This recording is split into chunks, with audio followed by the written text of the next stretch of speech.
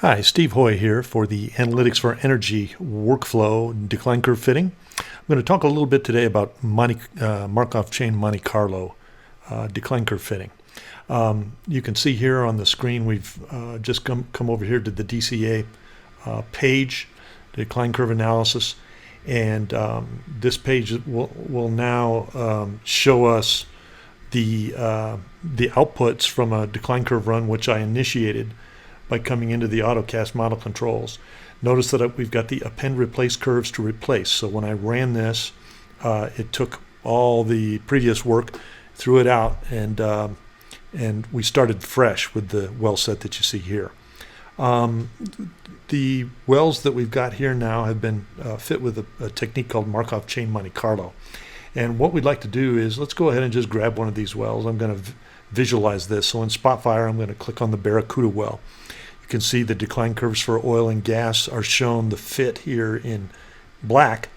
And I've got another video, a different video on the ratio analysis down here, so please refer to that if you'd like to learn more what's going on down there. But for now, I'm going to come up over here to the navigation screen and click on the little Markov chain Monte Carlo icon. There's a lot of information on this page, and there are several other pages that we can look at.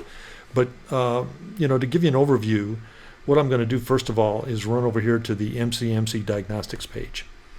And this is helpful. What Markov chain Monte Carlo does is it runs a series of Monte Carlo trials and attempts to sample the solution space that's associated with an ARPS model that explains the production records in some optimal way.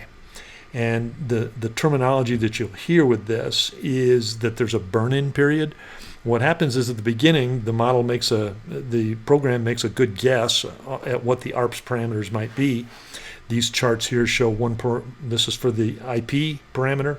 This is for the effective decline during the hyperbolic phase.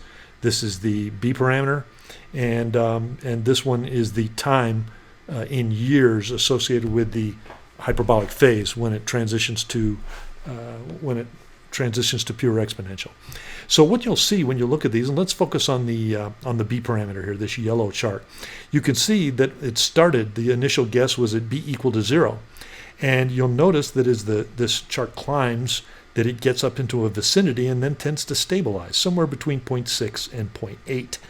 This is a sign that the Markov chain algorithm, the sampler, has found a stable value for this particular parameter, and this tends to be optimum. The period that you see here is called burn-in, and that's a parameter that we set when we do the Markov chain analysis. You'll see similar behavior here for the effective decline and also for the IP.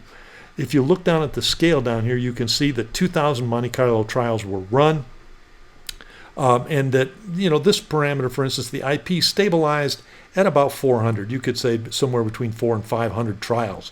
That would be sufficient for the burn-in. Certainly, that's sufficient for the burn-in on this parameter and this parameter. You can see here that the tough one was the time to exponential decline, and you can see that one it tended to wander some.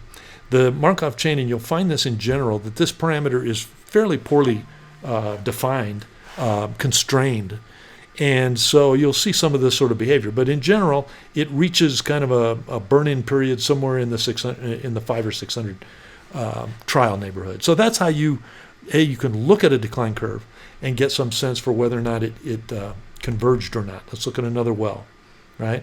Here you can see that the tough parameter here, the time to exponential decline, actually stabilized at it tried values that were up in the 8-year range and ended up stabilizing down here somewhere between 1 and 2 years. Rest of these parameters burned in quite nicely here at about 400 trials. So that's some information for you that will help you kind of diagnose a little bit about how to run the Monte Carlo and how to tune the controls when you do your autocasting in a way that's optimum. If you look down here, the number of Markov chain trials is 2,000. You can see that we're using a burn-in of 1,200, so that's quite a bit. It's probably a little overkill for the wells that we just looked at a few minutes ago. But by looking at the diagnostic charts that I showed you just a few minutes ago, that is a good way for you to diagnose and to set these parameters in some intelligent way.